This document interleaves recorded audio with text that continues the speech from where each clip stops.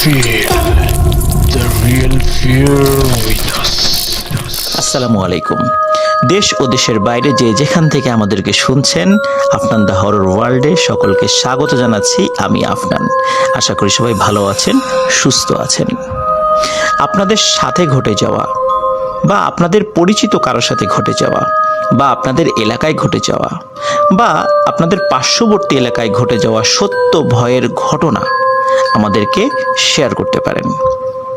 আপনারা ঘটনা লিখে বা রেকর্ড করে উভয়ভাবে আমাদেরকে পাঠাতে পারবেন। আর ঘটনা পাঠাতে পারবেন আমাদের ইমেল অ্যাড্রেসে। আর আমাদের ইমেল অ্যাড্রেস হচ্ছে afnandahorrorworld@gmail.com। কথা না বাড়িয়ে সরাসরি ঘটনাতে চলে যাচ্ছি।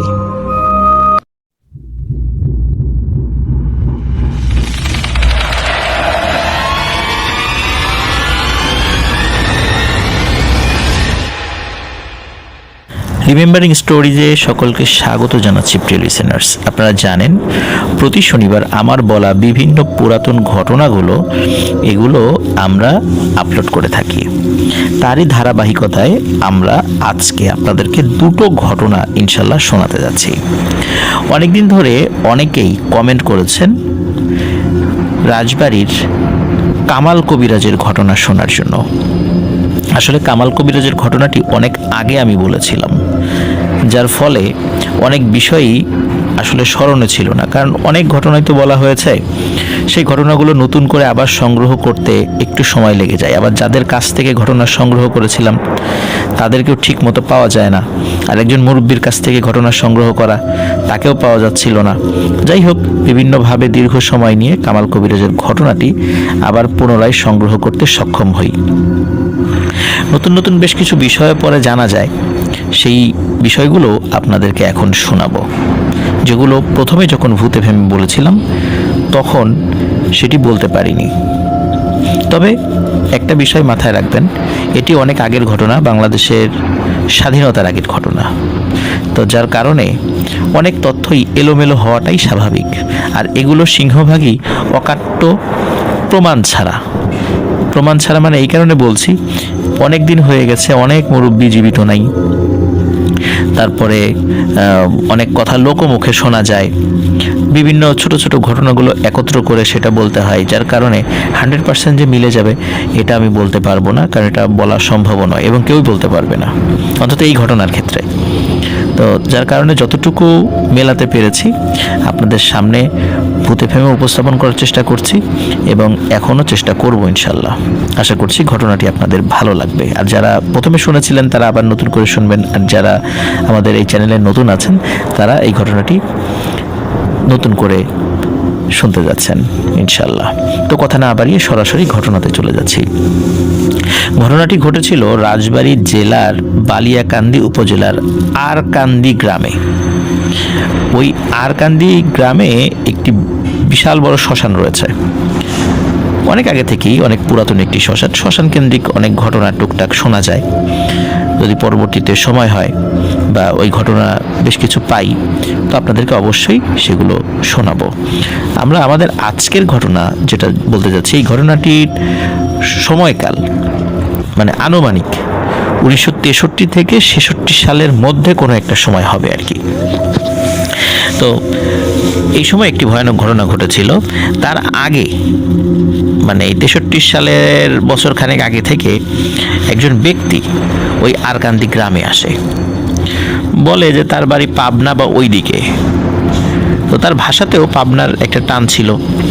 তো উনি ওখানে আসার পরে বলে যে ওনার কেউ আত্মীয় স্বজন নাই, উনি এই গ্রামে থাকতে চান, উনি টুকটাক কবিরাজি জানেন। তো গ্রামের একজন মানুষ, বেশ বিত্তশালী মানুষ, তার অনেক জায়গা জমি ছিল, ওই একটা নির্দিষ্ট জায়গায় তাকে থাকতে দেন, ছোট্ট একটা ঘর তৈরি করে থাকতে দেন। তো তিনি সেখানে ছিলেন এবং উনি বেশ ভালো কবিরাজি জানতেন। মোটামুটি জিনে ধরা এবং মানুষের অসুখ বিসুখ, নর্মাল যে অসুখ বিসুখগুলো, এই জিনিসগুলো তার দেওয়ার ট্রিটমেন্টে ভালো হয়ে যেত। আবার জিনে ধরার রুগী, এই বিষয়গুলো ভালো হয়ে যেত। আবার অনেক সময় কোনো মানুষ তার কাছে অসৎ উদ্দেশ্য আসতেন, যেমন কারো ক্ষতি করার উদ্দেশ্যে ব্ল্যাক ম্যাজিক করা। মানে বলা যায় যে এই লোকটি ভালো খারাপ দুই ধরনের কাজই করতেন। মানে মানুষ স্বাভাবিকভাবে দেখতো যে সে প্রকাশ্যে কারো ক্ষতি করতো না, বা প্রকাশ্যে কারো মানে সাথে গোলমালে যেত না, কারোর সাথে খারাপ বিহেভ করতো না, মানে এরকম সে চলতো। যার কারণে সে মধ্যম ক্যাটাগরির বা মধ্যম বিহেভের একজন মানুষ হিসাবে সকলের কাছে পরিচিত হয়ে ওঠেন। ওনার নাম উনি সকলের কাছে পরিচিত করেন কামাল নামে, আর কামাল কবিরাজ নামেই তিনি ওই গ্রামে পরিচিত হন।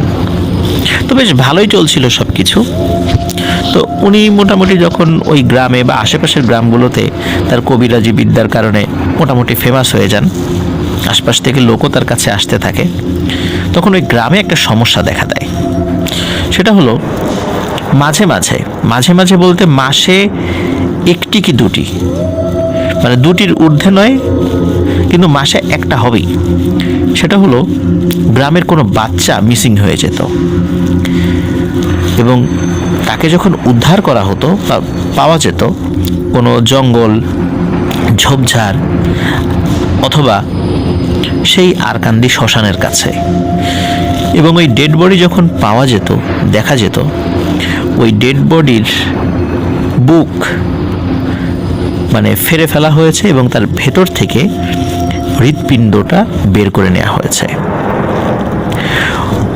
শুরুর দিকে মানুষ, যারা গ্রামের মানুষ রয়েছে, তারা কিন্তু চিন্তা করতো যে আসলে এখানে তো অনেক ধরনের হিংস্র জন্তু জানোয়ার রয়েছে, কারণ ওই সময়ে ওই এলাকায় বেশ ঝোপঝাড় জঙ্গল ছিল। তো এই কারণে তারা চিন্তা করেছে হয়তোবা এই ধরনের হিংস্র জন্তু আসতেও পারে। কিন্তু কেউ কেউ বলে যে হিংস্র জন্তু যদি আক্রমণ করে তাহলে তো এর শরীরে অনেক ধরনের দাগ থাকার কথা, আঁচড় থাকার কথা, কিন্তু তা না হয়ে শুধু ধারালো ছুরি দিয়ে বুকের উপর থেকে কেটে ফেলছে, হৃৎপিণ্ড নিয়ে যাচ্ছে, এটা কেন? তো এটা বিভিন্ন জন বিভিন্ন রকমভাবে বর্ণনা করে। কেউ বলে যে মানে জিনের উপদ্রব শুরু হয়েছে গ্রামে, জিনে এগুলা খেয়ে ফেলছে, এরকম অনেক ধরনের কথা বলতে থাকে। তবে এরকম কয়েকটি ঘটনা যখন হয় তখন কামাল কবিরাজের কাছে যখন তারা শরণাপন্ন হয়, তখন কামাল কবিরাজ বলেন যে এটি একটা পিশাচের কাজ, কোনো পিশাচ এই বাচ্চাদেরকে ক্ষতি করছে, তোমাদের উদ্বিগ্ন হওয়ার কোনো কারণ নেই, আমি নির্দিষ্ট রিচুয়াল করে দিব, এই সমস্যা থাকবে না। তার জন্য ওই খরচ করতে হবে। এখন গ্রামের লোকদেরকে বিভিন্ন বিষয় আনতে বলে, আজ এটা কাল ওটা, এরকম বিভিন্ন জিনিস আনতে বলে, এবং টুকটাক টাকা পয়সাও নেয়। তো সে তার মতো করে রিচুয়াল করে। দেখা যাচ্ছে যে প্রথম 2-3 মাস কোনো সমস্যা নেই, হঠাৎ আবার একটি সমস্যা দেখা দিল। সেটা হলো ওই যে একটা বাচ্চা মিসিং। যখনই মিসিং হয় তখন ওইভাবেই ওই বাচ্চার ডেড বডি পাওয়া যায়, শুরুতে যেভাবে বলেছি।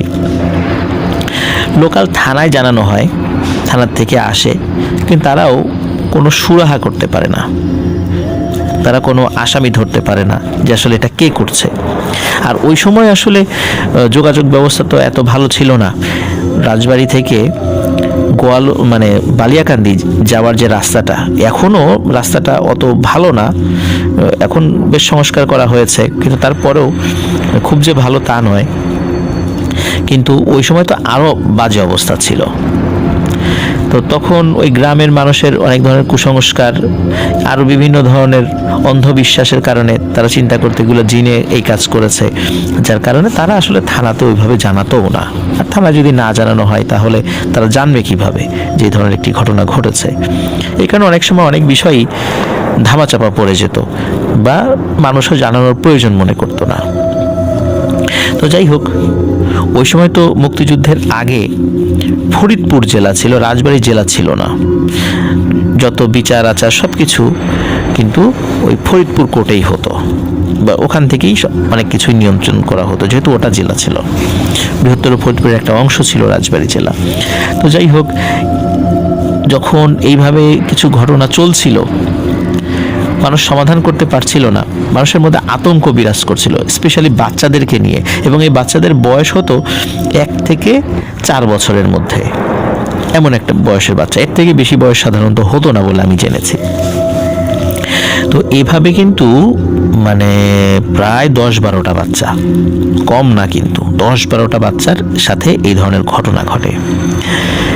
আসলে যে যত চালাকি হোক, কখনো না কখনো ভুল করেই বসে এবং যার ফলে ধরা পড়ে যায়। তো এমনই একটি ঘটনা ঘটে যায়। এক পূর্ণিমার রাতে হঠাৎ করে মা বাবা তারা টের পায় যে তাদের সন্তানকে কে যেন নিয়ে গেল, কিন্তু ঘরের দরজা কিন্তু বন্ধ। এটা কিভাবে সম্ভব হলো? দরজা বন্ধ, কিন্তু বাচ্চা গেল কিভাবে? কিন্তু বাচ্চা কিন্তু ঘরে নাই, কিন্তু মনে হলো কারো পায়ের শব্দ। শুরুতে বোঝে নাই, মানে মনে করেছে হয়তোবা ওই ঘর তো অন্ধকার থাকে গ্রামে, বা হারিকেনের আলোটা অনেক কমিয়ে তারা ঘুমায় আর কি। মনে করেছে হয়তোবা বিছানা থেকে পড়ে গেছে, তো বিছানার নিচে খোঁজে, তো পাওয়া যায় না। তখন ঘরের দরজা খোলে। দরজা খোলার পরে ওই যে শুরুতে একটা শব্দ হয়েছিল, তো যার কারণে তখন মনে হয় তাহলে বাইরের শব্দটা কি মানে এই বাচ্চাকে নিয়ে যাওয়ার। তখন পিতামাতার মানে টনক নড়ে, হাই হাই, তাহলে তো আমার বাচ্চাকেও নিয়ে গেছে অন্য বাচ্চাদের মতো। কিন্তু অন্য মা বাবারা কিন্তু যতগুলো বাচ্চা মিসিং হয়েছিল, তাদেরকে হত্যা করা হয়েছিল, এই মা বাবারা কিন্তু ঘুণাক্ষরও টের পায়নি বাচ্চা কিভাবে নিয়ে গেল। তারা শুধু ঘুম থেকে উঠে দেখেছে বাচ্চা নেই, ঘরের দরজা বন্ধ। তো এই ঘটনা যখন তারা টের পায়, তখন তো তারা চিৎকার চেঁচামেচি শুরু করে। ও আরও একটি বিষয় বলে রাখি, সেটি হলো যে ওই বাচ্চা যখন মিসিং হচ্ছিল, তখন গ্রামের লোকজন যখন হিংস্র জন্তু জানোয়ারের কাজ মনে করেছিল, তখন গ্রামের লোকজন পালা করে মশাল নিয়ে পাহারা দিত। এবং পাহারার ওই সময় দেখা যেত যে যে কয়েকদিন পাহারা দিয়েছে তখন কিন্তু বাচ্চা মিসিং হয়নি। মাসখানেক যাওয়ার পরে যখন দেখেছে যে না আর কোনো বাচ্চা মিসিং হচ্ছে না, তখন তারা ওই পাহারার ইয়েও কমিয়ে দিয়েছিল, এবং তারপরে আবার শুরু হয় এটা। তো যাই হোক, ওই রকমই একটা বিষয় যে পাহারার পরে যখন আবার এই সমস্যা শুরু হয়েছিল, সেই সমস্যার মধ্যে এই ঘটনাটি ঘটেছে নতুন করে। তো তারা তো চিৎকার চেঁচামেচি শুরু করে, বাচ্চার মা বাবা। তাদের চিৎকার চেঁচামেচিতে ওই আশেপাশের যারা মানুষজন আছেন তারা তো চলে আসে, বলে যে এই ঘটনা, আমার বাচ্চা নেই। তখন তো তারা মশাল নিয়ে বেরিয়ে পড়ে, হাতে লাঠি, বর্ষা, দা, মানে এই কারণে তারা ওই লোহা জাতীয় জিনিস নিয়েছিল, কারণ তারা চিন্তা করেছিল যে ওই যে পিশাচ বা ভূত, জিন ভূত হাতে লোহা থাকলে এবং সাথে আগুন থাকলে ক্ষতি করতে পারে না। তারা মূলত ওই চিন্তা করে এই জিনিসগুলো সাথে নিয়েছে। তারা খুঁজতে থাকে কোথায় কোথায় গেল বাচ্চাকে নিয়ে। গ্রামের এরকম 30-40 জন মানুষ দলে দলে ভাগ হয়ে বিভিন্ন দিকে খুঁজতে থাকে। তো ওদের মধ্যে একটা চিন্তা ছিল যে যেই জায়গাগুলোতে আগে বাচ্চাদেরকে পাওয়া গিয়েছে আমরা সেই জায়গাগুলোতে আগে যাব। এর মধ্যে একটা দল ওই আরকান্দি শ্মশানের দিকে যায়। আরকান্দি শ্মশানের দিকে গেলে কোনো একটা জায়গা থেকে মানে তীক্ষ্ণ আর্তনাদ ভেসে এসেছিল তাদের কানে। ওই আর্তনাদের ওই শব্দ ধরে তারা যেতে থাকে এবং তারা চিৎকার করতে থাকে, এই পাওয়া গেছে পাওয়া গেছে। ওই দূরে যারা ছিল তাদের কানে শব্দ গেছে, তারাও ওই শ্মশানের দিকে ছুটে এসেছে। ওই শ্মশানে গিয়ে একটা ঝোপের পাশে তারা ওই বাচ্চাকে আবিষ্কার করে, এবং ওই বাচ্চাকে একা আবিষ্কার করে না, তার হত্যাকারী সহ আবিষ্কার করে। দেখে এই হত্যাকারী আর কেউ নয়, এটা ওই কামাল কবিরাজ।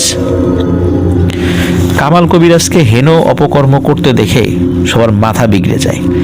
কেউ আইন নিজের হাতে তুলে না নিলেও হাতে লাঠিসোঁটা যা ছিল তা দিয়ে বেধড়ক পিটুনি দেয় তাকে। পিটাতে পিটাতে প্রায় আধমরা করে ফেলে। যেহেতু দেশে আইন আছে, বিচার আছে, থানা আছে, তখন গ্রামের যিনি মাতবর গোছের ছিলেন তিনি বললেন যে না, আসলে এভাবে আমাদেরকে আইন হাতে তুলে নিলে হবে না, ওকে আমরা পুলিশের কাছে দিয়ে দিব। কারণ এর আগেও যেহেতু এই কাজ করেছে, পুলিশ ধরতে পারেনি, অন্তত এই বিষয়গুলো পুলিশের জানা থাকা উচিত যে ও এই কাজটি করেছে। তখন সকালবেলা তাকে পুলিশের কাছে হস্তান্তর করা হয়। ওই সময় তো বলেছি যে ওই সময় কিন্তু এই ফরিদপুর কোর্টে বিচার কার্য পরিচালনা হতো। তো ফরিদপুর কোর্টে যখন তাকে চালান করা হয়, সে এজলাসে থাকা বিচারকের সামনে স্বীকার করে যে এই সব ঘটনা সেই ঘটিয়েছে, যতগুলো বাচ্চা সে মিসিং করেছে, হত্যা করেছে, এই সবগুলো মানে তার কারণেই হয়েছে। এবং সে যে কাজটি করত সেটি হচ্ছে ওই বাচ্চার হৃৎপিণ্ডটা খেত। তাকে যখন জিজ্ঞেস করা হয়েছিল এই কাজটি সে কেন করেছে, তখন বলে যে এই কাজটি প্রতি মাসে অমাবস্যা এবং পূর্ণিমাতে এই কাজটি করতে হয়, না হলে প্রতি মাসে একটা করতেই হয়, তা না হলে তার অর্জিত যে জাদুবিদ্যা, জানা যে জাদুবিদ্যা, সেগুলো কাজে লাগে না। তো এই যুক্তিতে সেই কাজগুলো করতো। যেহেতু সে জজ সাহেবের সামনে স্বীকার করেছিল আর গ্রামের অসংখ্য মানুষ প্রত্যক্ষ করেছে ওই বাচ্চা সে যে হত্যা করেছে, ওই হাতে নাতে ধরেছে, এই কারণে সব সাক্ষী প্রমাণ তার বিপরীতেই যায়। আসলে সে নিজেকে ডিফেন্ড করার চেষ্টাও করেনি, কারণ ডিফেন্ড করার উপায়ও ছিল না। সে জজের সামনে স্বীকার করেছে। বিচারে যেটা হওয়ার সেটাই হয়। জজ তাকে মৃত্যুদণ্ড প্রদান করেন। এখন মৃত্যুদণ্ড প্রদান করার পরে তার যেহেতু কোনো আত্মীয় স্বজন ছিল না, আর এই কারণে সে কিন্তু নির্দিষ্ট সময়ের মধ্যে আপিলও করেনি হাইকোর্টে, যার ফলে তার মৃত্যুদণ্ড বহাল থাকে। আইনি যে প্রক্রিয়াগুলো আছে সেই প্রক্রিয়াগুলো যথাযথভাবে মেনে তাকে মৃত্যুদণ্ডের জন্য প্রস্তুত করা হয়। তাকে রাখা হয়েছিল ফরিদপুর যেই কারাগার, এখন নতুন কারাগার মনে হয় হয়েছে, আমি দেখি নাই বা আমি জানিও না। তো আগের ব্রিটিশ পিরিয়ডে একটা কারাগার ছিল, এই কারাগারে তাকে ওই সময় রাখা হয়েছিল, কারণ ওই সময় তো আর নতুন কারাগার হয়নি। তো সেখানে রাখার পর তাকে কিন্তু কন্ডেম সেলে রাখা হয়েছিল। সেখানে রাখার পর কিছু ঘটনা ঘটে প্রিয় লিসেনার্স, সেটি আপনাদেরকে একটু বলি। এক রাতে তার যে কন্ডেম সেল আছে, আশেপাশে তো আরও কন্ডেম সেল রয়েছে, মানে কন্ডেম সেলে সাধারণত মৃত্যুদণ্ডপ্রাপ্ত আসামিদেরকে রাখা হয়।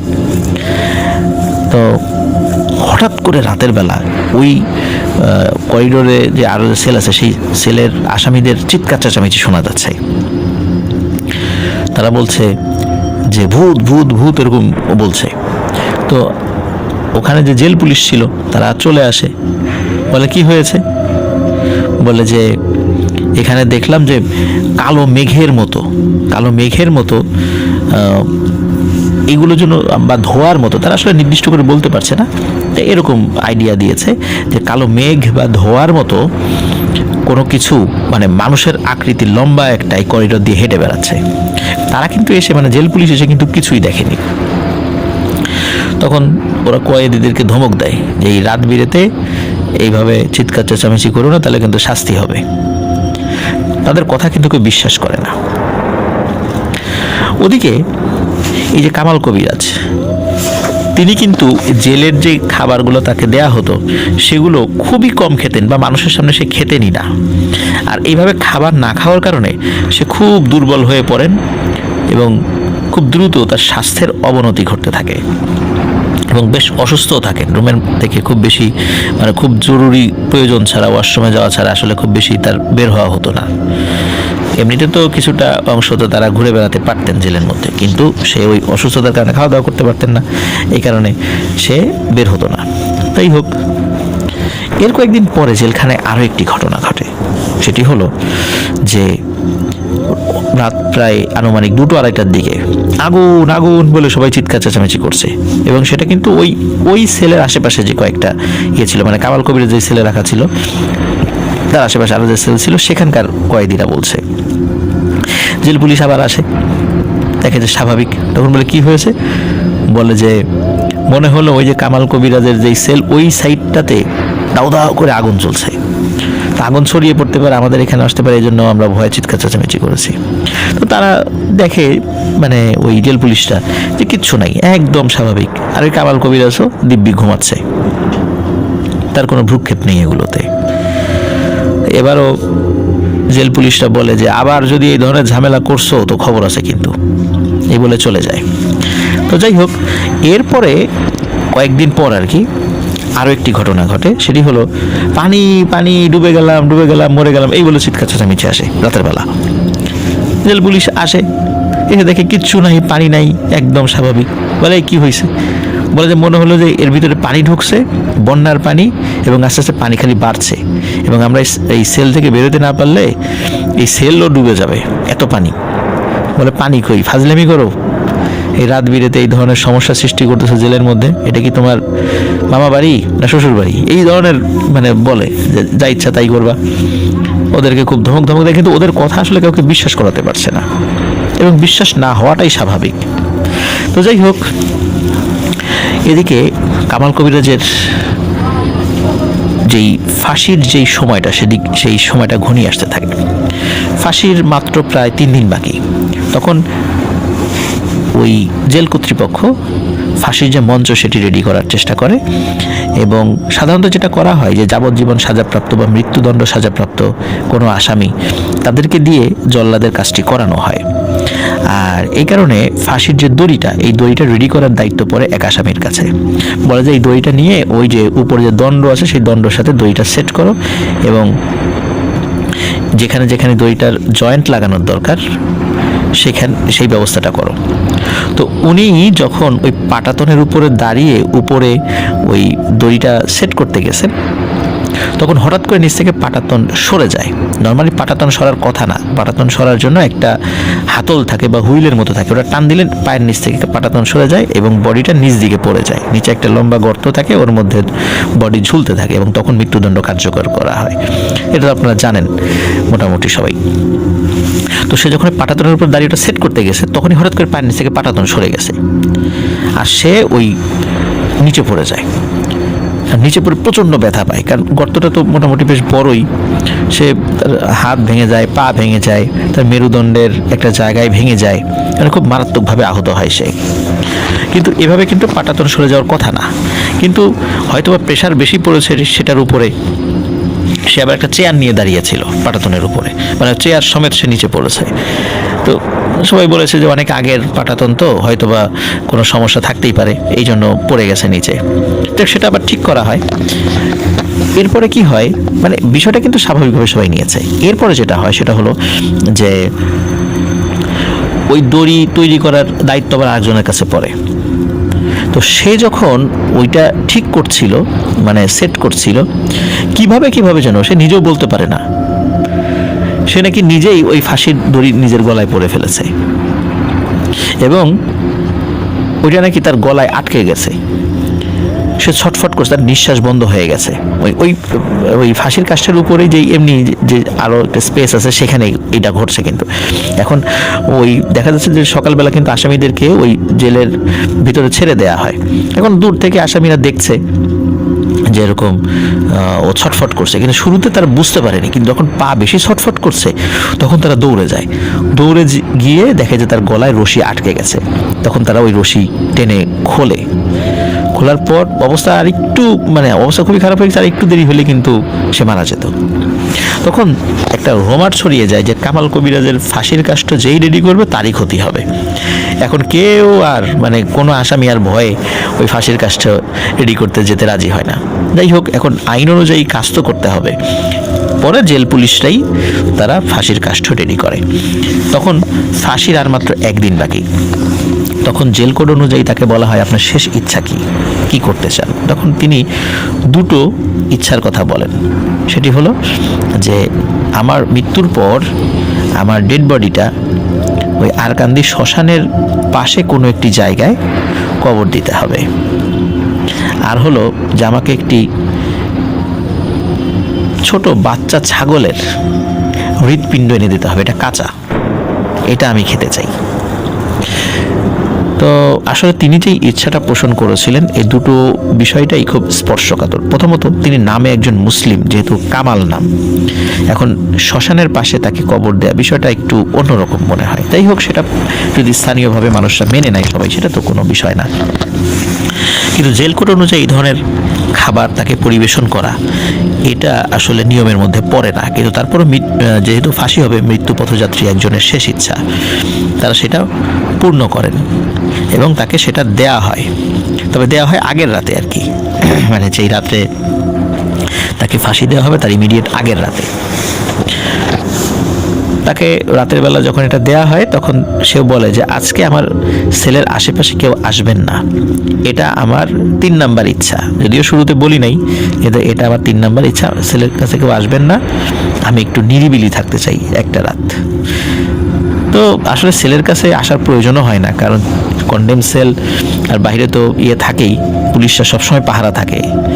আর কন্ডেম সেলের নিরাপত্তা সম্পর্কে আপনারা তো নিশ্চয়ই অবগত আছেন প্রিয় লিসেনার্স, যেটা মানে জেলখানার মধ্যেও আর একটা জেলখানা, মানে এটা খুবই একটা ভয়ানক একটা মানে কক্ষ বলা চলে আর কি। ছোট্ট একটা জানালার মধ্যে থাকে আলো আসার জন্য, বাতাস আসার জন্য। যাই হোক, তাকে রাত্রে সত্যি ওই খাবারটা নাকি দেয়া হয়েছিল, এবং দেওয়ার পর খুব স্বাভাবিক ছিল ওই রাত্রে কিন্তু ওই সেলে অন্য কোনো ধরনের ঘটনা ঘটেনি। সকালবেলা তাকে যখন ওই খাবার দেবে, নাস্তা দেবে, নাস্তার জন্য যখন আসে তাকে ডাকে, ওঠে না। পরে যখন তালা খুলে ভিতরে ঢোকে দেখা যায় কামাল কবিরাজ মারা গেছে। ওই যেই ছাগলের যে হৃৎপিণ্ডটা দেওয়া হয়েছিল সেটা কিন্তু সে খেয়েছে, কিন্তু কামাল কবিরাজ জীবিত নেই। কিন্তু তার চেহারা দেখে মনে হচ্ছে সে মৃত্যুর পূর্বে খুব ভয় পেয়েছিল কোনো কিছু দেখে, তার চেহারা দেখে নাকি এমনটা মনে হয়েছিল। যাই হোক, যেহেতু তার লাশ রিসিভ করার মতো কেউ ছিল না, কারণ তার তো কোনো আত্মীয় স্বজন নেই, আর তার শেষ ইচ্ছা অনুযায়ী ওই লাশটি নিয়ে যাওয়া হয় ওই আরকান্দিতে। এখন সমস্যা হলো যে উনি যেহেতু একটা ইচ্ছা পোষণ করেছেন, আর উনি কিন্তু বলেননি যে শ্মশানেই কবর দিতে হবে, শ্মশানের পাশে। তো যার কারণে আমি আগের গল্পে বলেছিলাম ওই শ্মশানে, কিন্তু পরে জানলাম যে না, আসলে শ্মশানে না, শ্মশানের পাশে দিতে বলেছিলেন। তো শ্মশানের পাশে কবর যেহেতু হবে, যদিও কিছু কিছু হিন্দুরা বাধা দেওয়াটাই স্বাভাবিক, যিনি একজন মুসলিম, তারপর যেহেতু একদম শ্মশানের এরিয়ার মধ্যে না, পাশে, আর ওনার কাছ থেকে সকলে উপকার পেয়েছে, যেমন হিন্দু বলেন, মুসলিম বলেন, মানে মোটামুটি সব ধর্মের মানুষেরাই তাদের টুকটাক সমস্যা নিয়ে তার কাছ থেকে উপকার পেয়েছে। যেহেতু একটা মানুষ মারা গেছে, এখন তার মানে শেষ ইচ্ছা নিয়ে তো আর কোনো প্রশ্ন বা তোলার মতো ওরকম আসলে কারো মন মানসিকতা ছিল না। যদিও তার কারণে ক্ষতি হয়েছে, অনেকগুলো মা বাবার বুক খালি হয়েছে, কিন্তু তারপরও যে লোকটা তো মারা গেছে, বিচার তো হয়েছে, এই কারণে বিষয়টা নিয়ে আসলে কেউ আর বাড়াবাড়ি করে না, তাকে কবর দিয়ে দেওয়া হয়। তো একটা কথা কিন্তু প্রেলিসেন্স আপনাদের মাথায় আসতে পারে যে জেলখানার ভিতরে এই ঘটনাগুলো যে ঘটেছে, এটা আসলে আমরা কীভাবে জানলাম?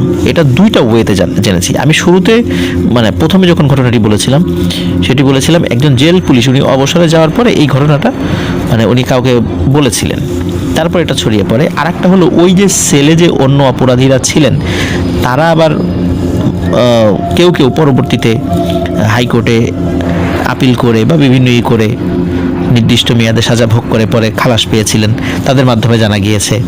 তো এইভাবে ওই জেলখানার ওই আসামি এবং জেল পুলিশদের মাধ্যমে পরবর্তীতে বাহিরে জানা যায়।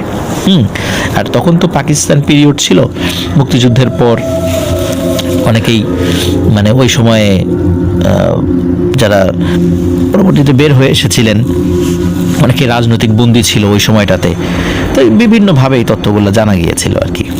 তো যাই হোক, আর ওইখানকার লোকজন অনেকেই যেহেতু রাজবাড়ী জেলার ছিলেন, এই জন্য রাজবাড়ির লোকজন সহজে জানতে পেরেছে। তো ওনার মানে কামাল কবিরাজকে কবর টবর দেওয়া হয়ে গেল, মানে বিষয়টা এখানেই মোটামুটি শেষ বলা যায়। কিন্তু প্রিয় লিসেনার্স, অনেকেই বলে, কেউ কেউ হয়তো বা দেখেছে, কেউ দেখেনি, এটা লোকমুখে শোনা কথা, এটা নির্দিষ্ট করে আসলে বলা যায় না, যে ওই আরকান্দি শ্মশানের আশেপাশে নাকি একজন মানুষকে দেখা যেত, স্বাভাবিক আকৃতির মানুষ। গ্রামের মুরব্বীরা বলতেন এটা হচ্ছে কামাল কবিরাজের ভূত, এটা ঘোরাফেরা করে, মানে ও তো মানুষ খেকো ছিল, নরখাদক ছিল, তো ওর ভূতটা ঘোরাফেরা করে এদিক দিয়ে। তো এখন সেটা দেখা যায় কি যায় না এই বিষয়ে আমি নিশ্চিত হতে পারিনি, বা কেউ আমাকে বলেও নি। তবে একটা বিষয়, সেটা হচ্ছে যে মানুষ কালো জাদু প্র্যাকটিস করার জন্য এবং সেটাকে মানে ইফেক্টিভ করার জন্য দেখুন কত ভয়ানক কাজ করতে হয়, কত নোংরা কাজ করতে হয়, কত পৈশাচিক কাজ করতে হয়, এবং এই কাজের ফলাফল কিন্তু তার ভালো হয়নি, সে কিন্তু ধরা পড়েই গেছে। এই জন্য প্রিয় লিসেনার্স, আমরা এই কালো জাদু রিলেটেড বিষয় থেকে সবসময় ইনশাল্লাহ দূরে থাকার চেষ্টা করব। অনেকেই আগ্রহ করে যে আমি একটু শিখি, কিন্তু যতটা সহজ মনে হয় আসলে কি এতটা সহজ? নিশ্চয়ই নয়। পরকালে কিন্তু কিছুই পাওয়া যাবে না, দুনিয়াতেও শাস্তি রয়েছে। এই জন্য আমরা এগুলো থেকে ইনশাল্লাহ বিরত থাকবো। আল্লাহ আমাদেরকে বিরত থাকার তৌফিক দান করুক।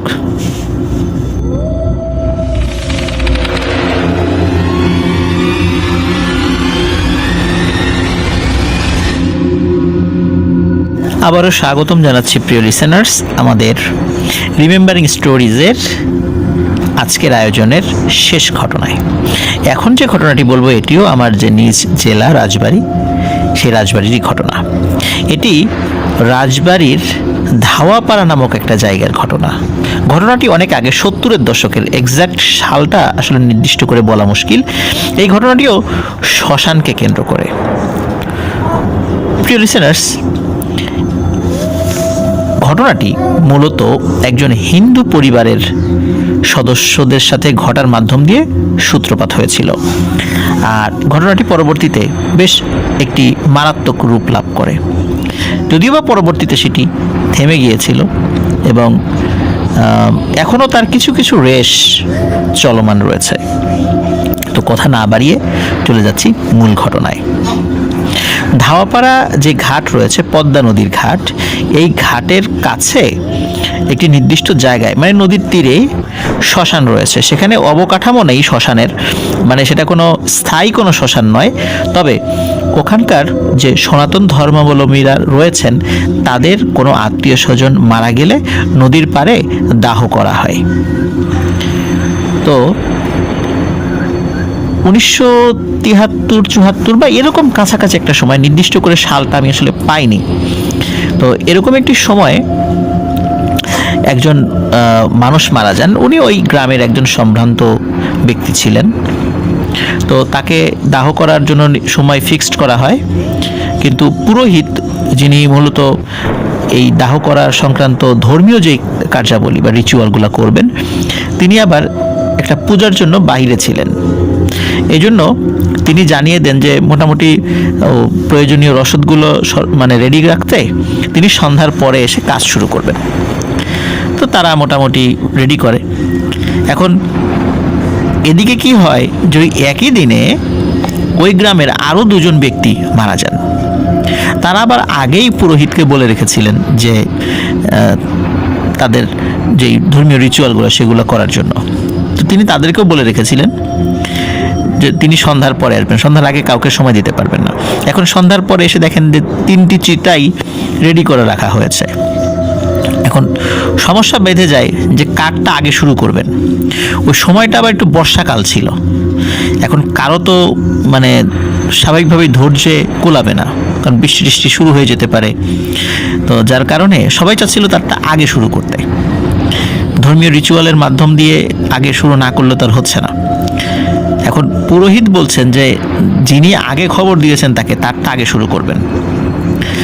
এখন ওখানে আরেকজন ব্যক্তি ছিলেন, যে ওই যে সম্ভ্রান্ত ব্যক্তি, তার যে 3 সন্তান আছে, তারা এসে বলল যে আমরা তো মানে কাস্ট বা গোত্রে উঁচু গোত্রের, তা আমাদেরটা আগে শুরু করেন। এখন পুরোহিত উনি বলছেন যে না, মানুষ মারা যাওয়ার পরে এগুলো নিয়ে আর কোনো কথা বলা যাবে না, যিনি আমাকে আগে খবর দিয়েছেন তারটাই আগে শুরু করতে হবে। যাই হোক, শেষ পর্যন্ত কথা কাটাকাটি হয় এবং একটা পর্যায়ে পুরোহিত সেই কাজটাই আগে শুরু করেন, যারটা মানে যার মৃত্যুর খবরটা আগে দেওয়া হয়েছে। তো এইভাবে একটা মোটামুটি কাজ শেষ করতে করতে, বিভিন্ন রিচুয়াল করতে করতে এক একটার পেছনে প্রায় ওনার 1 ঘন্টার মতো সময় লেগে যায়। তো সেটা আগুন ধরিয়ে দিয়ে বাদবাকি কাজ তো অন্যরা করছে, পরেরটায় আবার কাজ শুরু হয়। তো এইভাবে প্রত্যেকটা পোড়ানোর মাঝখানে প্রায় 1 ঘন্টার একটা গ্যাপ রয়ে যায়। 3rd লেভেলে গিয়ে, মানে প্রায় 3-3.5 বা 4 ঘন্টা পরে গিয়ে ওই যে সম্ভ্রান্ত যে ব্যক্তির যেই চিতা সাজানো হয়েছিল সেটাতে উনি কাজ শুরু করেন। তো যাই হোক, আগুন জ্বলা শুরু হয়েছে। ওদিকে কিন্তু প্রথমে যারটা হয়েছিল ওইটার কিন্তু পোড়ানো শেষ, দ্বিতীয়টারও পোড়ানো শেষ বললেই চলে, এবং তৃতীয় যেই চিতাটা, সেইটা আগুন মোটামুটি ধরেছে 25% পোড়ানো হয়ে গেছে। এমত অবস্থায় বৃষ্টি শুরু হয়ে যায়। আর ওটা যেহেতু নদীর পাড়ে ছিল, নদীর পাড়ে থাকার কারণে ওখানে তো কোনো শেড ছিল না, কোনো পাকা অবকাঠামো ছিল না, আর একবার চিতা জ্বালানো শুরু হয়ে গেলে সেটা তো আর ওখান থেকে সরানোর আর কোনো উপায় নেই। এখন মনে করেছে যে গুড়ি গুড়ি বৃষ্টি পড়ছে, কিছুক্ষণ পরে ঠিক হয়ে যাবে, কিন্তু সেটা ঠিক আর হচ্ছে না। একটা সময় কি হয়, ওই বৃষ্টির পানিতেই চিতা নিভে যায়। আর বৃষ্টি শুরুর দিকে গুড়ি গুড়ি ছিল, পরে আবার একটু বেশি হওয়ার কারণে ওখানে কেউ দাঁড়াতে পারেনি, নিরাপদ জায়গায় সরে গিয়েছে। এখন বৃষ্টি যখন থেমে যাওয়ার পরে ওই আকাশে চাঁদও ওঠে, মানে চাঁদ এবং মেঘের সাথে লুকোচুরি খেলা হচ্ছিল, কখনো জ্যোৎস্না কখনো আবার অন্ধকার, এমনটা হচ্ছিল আর কি। তো ওই যে 3 সন্তান এবং তাদের কয়েকজন আত্মীয় স্বজন তারা ছিল ওই সময় ওখানে, তো তারা আবার ওই চিতার কাছে আসছিল। দূর থেকে তারা দুটো অবয়ব দেখতে পায়, ছোট ছোট বাচ্চা আকৃতির দুটো অবয়ব দেখতে পায় চাঁদের আলোতে, মানে যখন মেঘ সরে একটু চাঁদের আলো হয়েছে তখন দেখতে পাচ্ছে। তো ওরা বলছে কি ব্যাপার, ওই চিতার কাছে ওই 2টা বাচ্চা ছেলের মতো, ওরা কারা? তখন আবার একজন বলছে হবে হয়তো বা এলাকার কোনো দুষ্ট ছেলে পেলে। একজন বলছে না না না, এত রাত্রেবেলা দুষ্ট ছেলে পেলে কোথা থেকে আসবে, আর মাত্র বৃষ্টি হলো, নিশ্চয়ই এটা অন্য কিছু হতে পারে। তো অন্য কিছু কি হবে, এরকম এক একজন কথা বলছে। তো এর মধ্যে থেকে ওই যিনি মারা গেছেন তার 3 সন্তানের মধ্যে বড় সন্তান যিনি, সে চিৎকার করে উঠছে, এই কে রে ওখানে?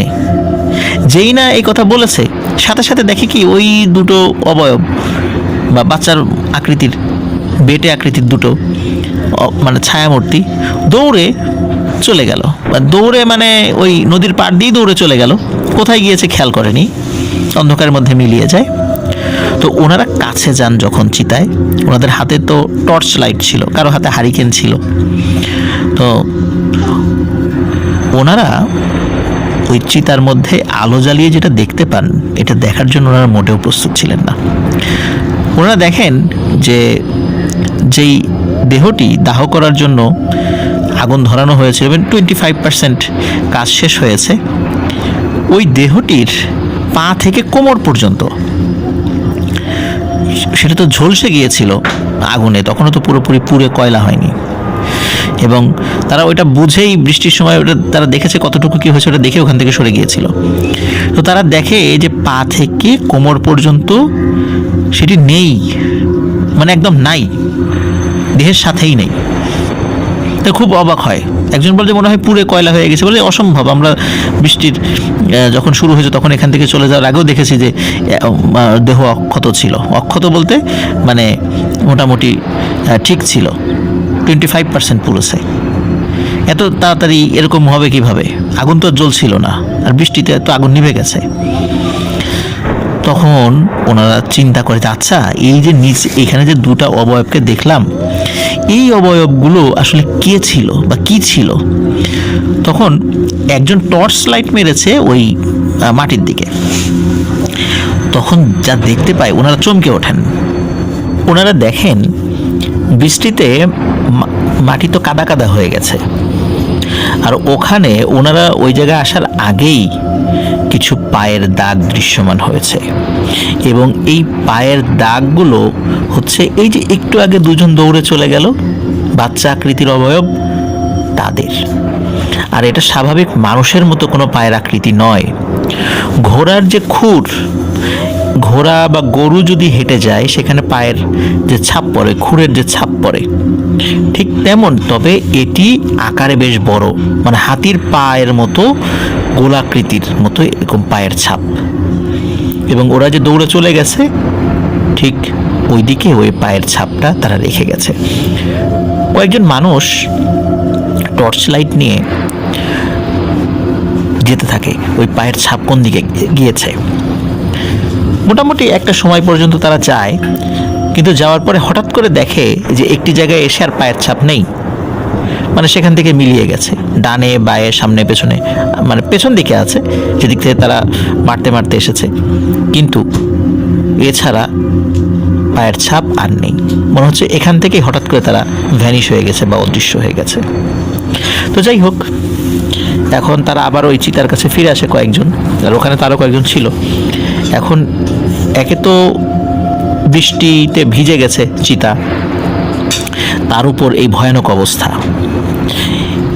সিদ্ধান্ত হয় যে যেহেতু সব কিছু ভিজে গেছে, লাশ 25% পুড়ে গেছে, এই অবস্থায় নতুন করে পোড়ানো সম্ভব নয়, কারণ বৃষ্টি হয়েছে, এখন শুকনা খড়িও পাওয়া যাবে না আশেপাশে।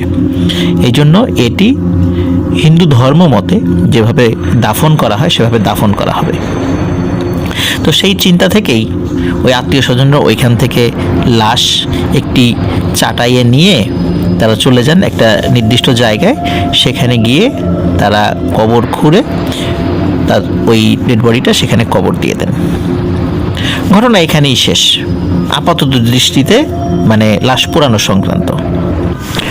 পরের দিন সকালবেলা যে তিনজন ভাই, মানে যিনি মারা গিয়েছিলেন, যেই হিন্দু ভদ্রলোক, তার যে তিনজন ছেলের মধ্যে বড় ছেলে যিনি, তিনি অন্য দুই ভাইকে বলছেন যে আজকে রাত্রে আমি একটা স্বপ্ন দেখেছি।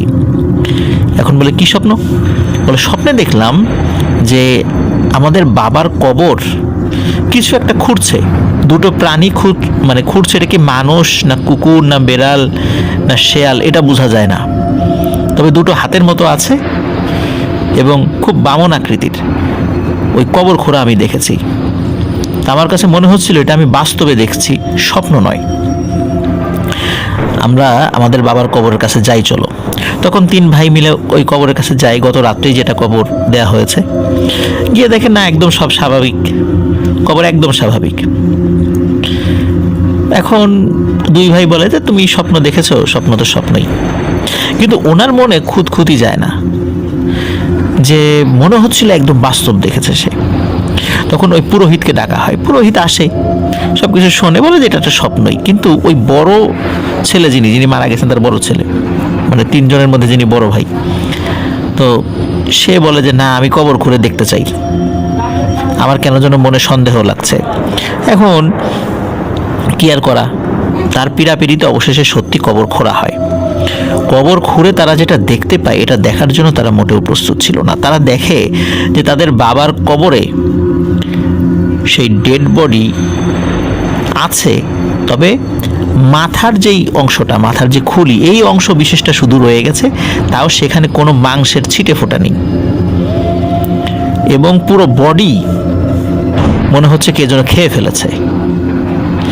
এমনটা হতেই পারে না, এক রাতে এভাবে কিভাবে এটা হলো? আর কবরটা তো যেভাবে দিয়ে গেছিল সেভাবেই আছে।